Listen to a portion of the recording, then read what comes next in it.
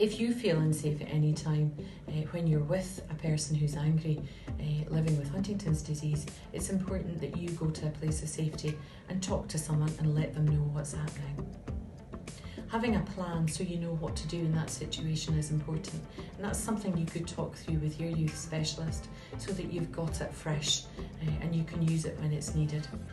Sometimes we can simply change the environment to make a person calmer by putting on some music that's got a calming effect, their favourite song, by putting on their favourite TV programme, simply by sitting and holding their hand and listening. That can have a huge effect on calming someone who's upset.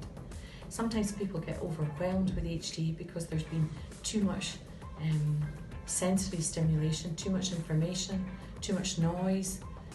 They can only do one thing at a time, so if we overload that person, they become overwhelmed. It's important that you create the environment that's quiet for them and don't overload them with information. Sometimes a person with HD can feel sad and can withdraw from family. This can appear uncaring to family members or selfish at some times. Living with a condition like Huntington's disease can make a person feel sad at times and often feel quite isolated. Spending time with that person so they feel loved and part of the family is important, including them on family outings or activities, making time to do things that they enjoy or encourage them to take part in activities. Talking to them about happy memories you have with family holidays, going through photographs or videos on your phone is useful to make them feel included and less sad.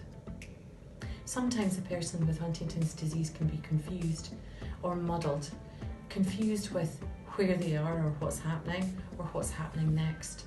This can sometimes be because they're unwell or because they can't follow what's happening in their day because they've lost track of time. It's hard for a person with HD to keep track of time, so it's useful that you remind them what their routine is or that they have a routine. If they're confused, make sure they're safe. You can comfort them and you can always go for help yourself. You can always reflect back to your safety plan. Sometimes a person with HD can be selfish because they only want to do things they enjoy doing.